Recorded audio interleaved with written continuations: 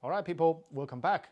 So this one is going to be the back end or back the stage talk about how I made the 360 Xue Long number 2 360 virtual tour.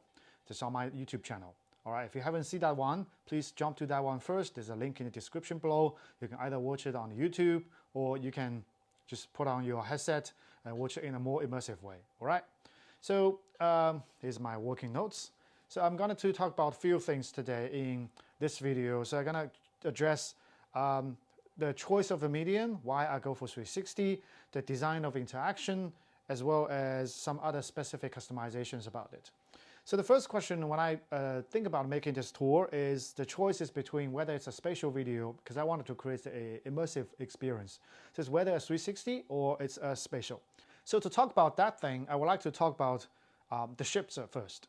So this ship is not like the cruise ship or other things. It's quite confined because it's a scientific research expedition ship. People need to do science research and then other experiments on the ship. So it's cramped and packed with all kind of equipment and gears. It's quite confined space and it's mainly indoor. And during the trip, during the tour, there are a high density of APIs because you can see there are many things here and there, gears, equipments, lightings, and a lot of things are new to us. Because as an audience or general public who went to the ship, it naturally will be like, oh, what is that? Curiosity will just raise up. So high density of POI, it's also one of the interesting characteristic of this trip. So I was like, everything is new. I don't have the time to decide what to capture and where to focus. Maybe we will just have a limited time to go through. So I want to capture as much as things during the tour and leave the freedom of choice to audience or maybe for post-processing later. So that already driven me towards the 360 side. I was like, okay, I'm gonna use 360 video because that is going to allow me to capture everything during my trip as soon as possible, as much as possible, without have to think about, oh, I'm gonna miss out something or anything they're gonna lose during the capture. So in such a scenario, the choice of audience, the tourist, we only look at what they are interested in, what they want to see, and directorial control is not available anymore because too many things and limited time, limited space. Just let's give up directorial control. That's why I go for 360. Because you think about a spatial video, there's a frame, there's a lens. I have to point all around, swing around during this tour. Not something I do to do in that controlled place. And I only got one chance to do the tour. I can't say let's do it again because I missed something during last take. That's not going to happen. So 360 it is. Choice number one. The median is 360-degree video, not spatial video in this one. Choice number two, interaction. So this one is a little bit interesting because you might be asking, interaction where? It's just a 360-degree video. Well, it's actually not true. You as the audience got the freedom to look around. You rotate your head or you rotate the device to choose which direction or orientation that you want to see. That is already a kind of interaction. No, not kind of, that is interaction. Because your action of turning your head or moving around already resulted in which part of the scene has been shown in front of your eye. See? Agency. You do something, the result gets affected. So it is ideally for such a scenario because it is a self-guided tour. If you think about someone like me on the actual tour, we actually cannot do something like I would virtually map everything, just go to any room I want, and then when I went to the room, I could just raise my hand asking question. If I'm some VIP, they might give me a tour like that, but didn't happen. So it's not viable in this case. The actual tour itself is already like a 3DOF, quite under control. I have to stay on the given path. I cannot wander around to any other room or spaces. Follow the group, so I can't actually control where I'm going. And the path is one way, one direction. There's no branching. It is not possible just to go in, capture the entire space. And on the other side, the tour itself is quite like a 3DOF experience. As the audience, I follow along. I can't control where I'm going, but I can control where I'm looking at. Then the 360 video enables almost the same thing when you are watching it as a virtual audience on the tour. You can't control where you are going. You just follow the camera. But you got the interaction or the freedom to choose where to look, just like what I did back on the tour trip. Quite similar. So I would say the 360 videos, 3DOF and interaction pattern suits what actually this guided tour is like. Then it's a reasonable choice to use 360 video as a medium to capture and reenact such a onboard ship tour in virtual reality. So I eventually did. I just carried the camera on me and walk around, capture everything, and allow the audience, which is from the camera, after production, to look around everything. Of course, you can see me because I'm also in the shot.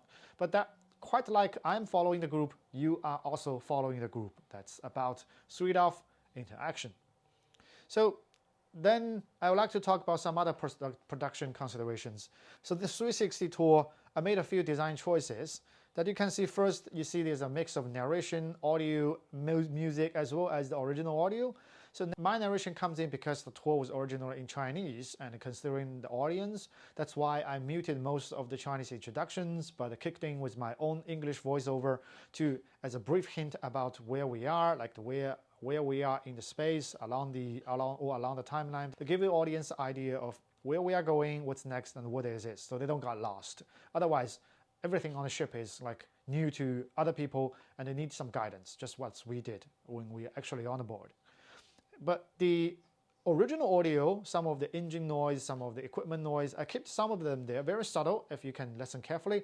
That is kind of to give the audience also a feeling of being over there, rather than just looking at a very beautifully muted audio embedded like a music video. No, I don't want something like that. I want the audience also feel like I was on a ship. When I was on the ship, there's a lot of the ambient noises, the gears and equipment, or the AC fans are running. So the virtual tour should also provide some of that, but not a lot, because the noise is quite annoying if we just keep it at a quite high volume. But when it's subtle, it gives the being over there feeling, but not to like disrupting the viewing experience too much.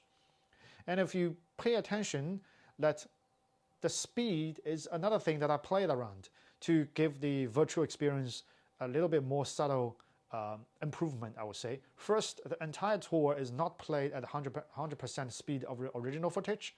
I slowed it down a little bit, down to 80%. So you will see the action is a little bit slow, well, maybe not, but it gives you a more natural feeling. Is like, oh, I got the flexible or the relaxed pace, I can follow along. I'm not just being like dragged along like a camera on a tripod. So I think slow it down a little bit, although it's not like a reality, but it make it more like realistic feeling of sitting back and just watch the content. Another one is on the other side, is rather than slowing down, at some places I use skip, like a cut and then blackout, or some high-speed time-lapse. Those are for me to squeezing in, to push in the time and space, so you can just like quickly jump on time and space, which is, I think, is another unique topic we can talk about 360 video, because on 360 video or virtual tour, you control both time and space. That is not something like you control both on the normal 2D conventional video, but we'll leave it to a different time to talk about this. So speed, slowing down or pushing up, is allow me to control the pace, to skip something or make some other disorienting part like less uncomfortable. So the pace will be more reasonable for the entire length to get shorter, and the viewer won't be getting bored because they see a lot of things, and when they move or they want to move on, the virtual tour also moved on. And when I arrived at the new spot, I always just hold the camera and stop there for maybe 30 seconds or something, not moving. So it captures everything in a more static fashion. So the audience, when it just arrived at a new space, they'll get the time to getting used to and to look at, oh, where am I? I'm on a helipad. Oh, there's a helicopter. So give them some time to absorb the environment, getting used to it, and then they start to understand where they are now, where we are now, and we're ready to look at all the details or move on to other different things. So that's about pace and speed control.